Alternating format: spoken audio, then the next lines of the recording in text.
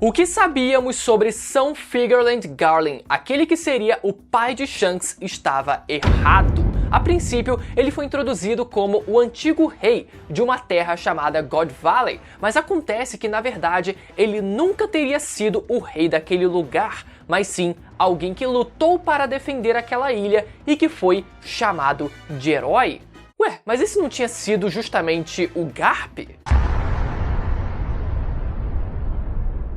Nesse vídeo, a gente vai entender o que isso muda na perspectiva em relação a esse personagem e principalmente em relação ao que a gente descobriu sobre o incidente de God Valley com as novas dicas que o Oda ele forneceu pra gente com a introdução do líder dos Cavaleiros Sagrados. Vai ter muita coisa bacana nesse vídeo, as teorias que eu vou trazer aqui estão bem legais, então fica até o final para não perder nenhuma informação e reflexão bacana. Quem já foi inscrito pode chegar descendo o like logo de cara, e quem não for, eu te convido sempre a fazer parte dessa tripulação, se inscrevendo aí embaixo e ativando o sininho para sempre saber quando tiver vídeo novo. A gente tá nesse período de pausa do mangá de One Piece, mas os vídeos continuam saindo e eu quero muito você comigo aqui no canal, beleza?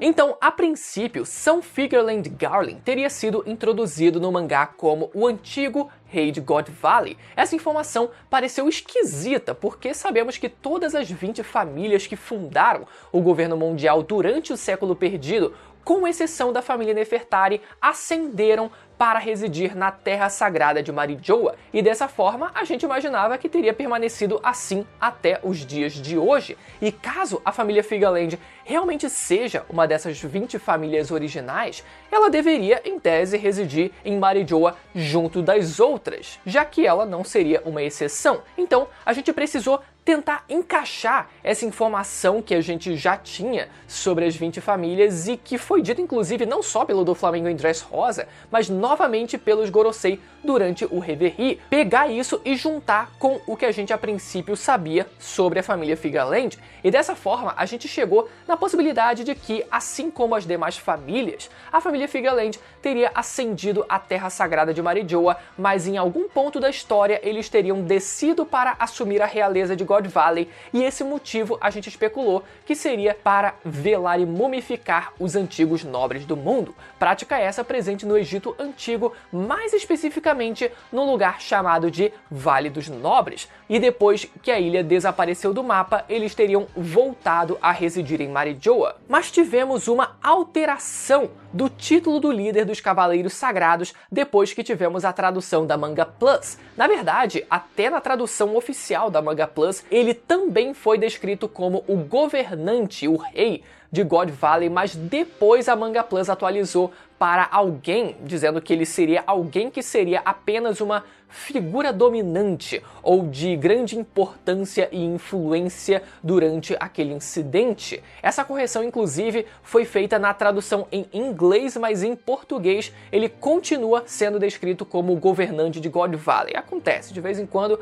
a gente tem algumas inconsistências, né, nas traduções, mesmo as fontes oficiais. E essa correção se deu depois que um dos tradutores mais famosos de One Piece disse que a melhor tradução não seria a de rei ou governante, mas sim a de herói ou campeão que teria tido um papel importante em God Valley. Então, isso quer dizer que o Garp nunca foi o verdadeiro herói da marinha que destruiu os Rocks? Imagina, eu não ficaria feliz com essa ideia se isso fosse verdade, mas não é bem assim. O Garp ainda segue sendo aquele que teve, sim, o maior destaque durante o incidente e que deve ter dado o último golpe que derrotou o Shebek. Mas agora que sabemos que Figarland Garling também esteve presente durante o incidente, ele com certeza contribuiu de alguma forma que seja para a queda dos Rocks, mas o seu papel como herói ou campeão provavelmente se remete a ele ser alguém que luta pelo seu senhor. Quem assistiu a série de Game of Thrones, por exemplo, lembra do Tyrion ter que nomear um campeão para lutar por ele e vencer para que ele não fosse executado, que foi o mercenário Bronn. E isso se repete mais de uma vez na história, né? Quando algum senhor, algum nobre, alguém da realeza precisa nomear um campeão para que aquela pessoa lute por ele, enfim, num acordo que eles fazem um com o outro, né? Caso um vença, o outro acaba não sendo executado e a pessoa que lutou acaba recebendo alguma benesse por conta disso. Então a gente pode imaginar uma dinâmica muito parecida tendo acontecido em God Valley. Talvez o São Figureland tenha lutado especificamente por algum nobre mundial, ou talvez tenha lutado para proteger os nobres mundiais de forma geral, e essa seja a função dele até hoje, ser o líder da guarda real de Marijoa. Quem sabe, na verdade, a família Figureland não tenha sido, a princípio, uma das 20 famílias que fundaram o governo mundial, mas sim um dos reinos adjacentes que, ao longo dos séculos, né, se afiliaram ao governo mundial, assim como as outras dezenas que também fizeram isso durante todo esse meio tempo. E quem sabe, depois desse incidente de God Valley, a moeda de troca pelo São Figureland ter protegido algum nobre em específico ou os nobres que estavam presentes foi a sua família ter conseguido a oportunidade de passar a residir, ascender e residir na Terra Sagrada de Marijoa. É uma possibilidade. Mas agora, com essa nova tradução, se a família Figureland não era a governante de God Valley, quem era afinal? Será que sequer teria alguém tomando conta do lugar? Será que sequer teria algum motivo específico para o incidente ter acontecido naquela ilha? A gente comentou, né, ali em cima que talvez aquela fosse uma ilha onde os antigos nobres fossem velados e mumificados e talvez alguém quisesse, quem sabe, violar esses túmulos, né? E vimos que quem gosta de fazer esse tipo de coisa costuma ser alguém com a Kage no Mi para poder usar zumbis como um exército. Essa é uma teoria que eu gosto bastante, inclusive, né? Do Shebeck ele não ter tido a fruta das trevas, como normalmente a gente pode ser levado, induzido a pensar, mas sim ele tendo a fruta da sombra, que hoje pertence ao Gecko Moria, e dessa forma ele roubava as sombras da sua tripulação para ficar cada vez mais poderoso. Claro que dessa forma, né, o seu bando ele não poderia lutar à luz do dia. Mas quem disse que o Shebeck ele se importava com isso, não é verdade? A gente sabe que o bando ele vivia tendo conflitos internos, então o povo só devia fazer parte daquele bando por obrigação mesmo, né? E essa obrigação, quem sabe, não teria sido justamente essa, os seus membros terem perdido as suas sombras. Mas enfim, se God Valley não for um lugar baseado no tal Vale dos Nobres do Egito Antigo, a gente tem outras duas possibilidades. A gente pôde ver que o anime retratou God Valley com uma coloração mais esverdeada, se aproximando mais da ideia da ilha fazer referência, quem sabe, à cidade Esmeralda dos contos do Mágico de Oz, e que foi citada inclusive, né, pelo Bellamy em Mocktown. A própria estrutura da ilha é muito parecida, mas na coloração oficial do mangá, God Valley é retratada com uma coloração mais amarronzada, que foi mais por ser uma imagem tirada de um flashback e eles terem usado um tom de sépia para ilustrar ter sido uma imagem tirada de um flashback, né? Mas que, no mínimo, ainda deixa em aberto a inspiração, a possível inspiração para essa ilha. E é aqui que a gente chega na terceira possível inspiração que compartilharam inclusive no grupo do canal. O link tá sempre na descrição, inclusive, para quem quiser fazer parte, onde God Valley poderia, na verdade, ter sido inspirado também no chamado Vale dos Deuses, localizado em Utah, nos Estados Unidos, que tem uma geografia muito parecida com a de God Valley em One Piece também, mas não por ser um lugar constituído de esmeraldas, como a cidade Esmeralda, por exemplo, mas sim a de um lugar árido e rochoso, e também um lugar significativo para os nativos americanos. E o detalhe mais legal dessa ideia é que, quando a gente volta no nome do São Figureland Garling, esse nome Garling, além de ser o nome de uma bebida alcoólica, assim como todos os membros da tripulação do Shanks também seguem esse mesmo padrão, esse nome ele também pode fazer referência a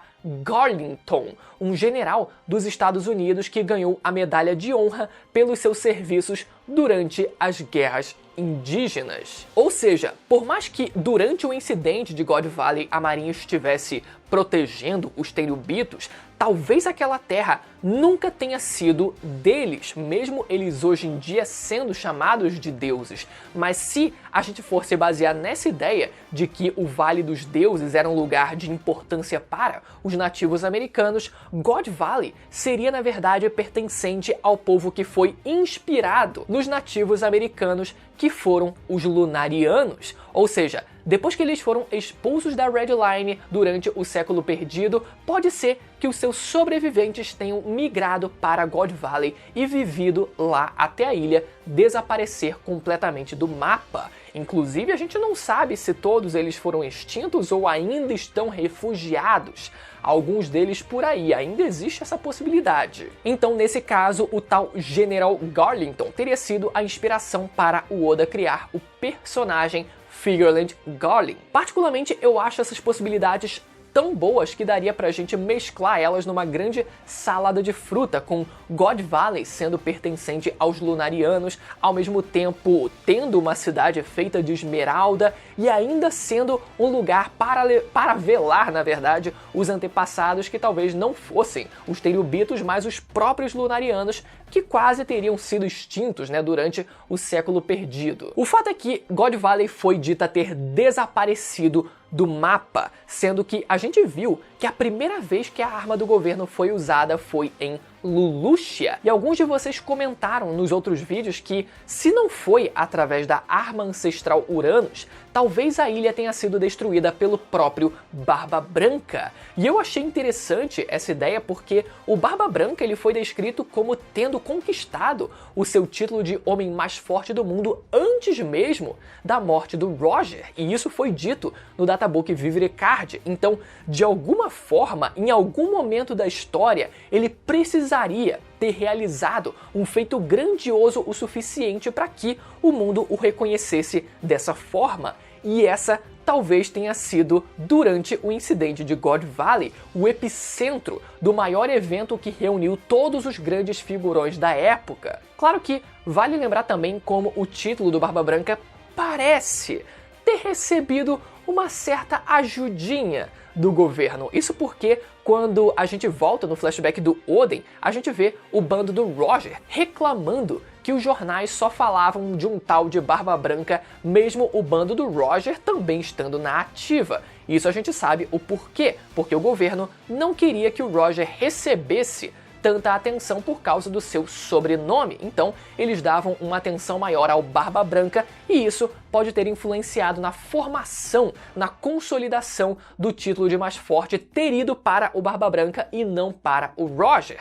Na prática, a gente viu durante esse mesmo flashback como os dois pareciam bem pareados, então a diferença seria mesmo na questão de potencial destrutivo em área por causa da fruta do terremoto do Barba Branca. Então, se God Valley não foi destruída por causa da arma ancestral Uranus, pode ser que ela tenha sido destruída pelo Barba Branca, que na época já estava muito próximo do seu auge, ou vai saber se a ilha não foi sugada pela fruta das trevas e volte a aparecer em alguma hora aí, né? Outra possibilidade que eu mencionei semana passada e que eu também curti bastante essa ideia. Agora, outro comentário que eu recebi de vocês foi que talvez aquela ilha que vemos logo depois da guerra de Marineford abduzindo o navio do Capone Bad, provavelmente com a sua própria gravidade, enfim, fosse a própria arma Uranus, que nesse caso seria uma ilha voadora capaz de disparar tiros de laser num nível nuclear. Olha, eu diria que pode sim ser o caso, mas a gente precisa analisar algumas coisas aqui primeiro. Primeiro, a gente concluiu que a tal chama materna criada pelo Vegapunk seria, na verdade, o combustível para fazer funcionar a arma ancestral Uranus. Beleza, mas se Uranus era aquela ilha voadora e ela já estava funcionando e voando por aí 2 anos atrás, por que ela não teria sido testada antes? A primeira resposta possível para isso seria que, para alguém que viveu durante mais de 800 anos, esperar 2 anos para usar a arma em alguém não parece ser tanto tempo assim. Então, faria sentido Imo não ter obliterado nenhuma ilha até o incidente que aconteceu no Reverie. Agora, a segunda resposta possível para essa pergunta seria que a arma Uranus sempre pôde voar por aí, mas para poder executar um tiro como aquele, né, um disparo como aquele, aí sim ela precisaria do combustível criado pelo Vegapunk, que talvez só tenha acontecido mais recentemente. Enfim, qualquer uma das duas possibilidades são extremamente válidas. Inclusive, essa ideia de Uranus ser uma ilha voadora se encaixa muito com o filme O Castelo no Céu, que eu venho referenciando aqui no canal algumas vezes, onde a ilha, que era considerada uma lenda no filme, era justamente uma ilha voadora com armas capazes de gerar o mesmo efeito de uma bomba atômica.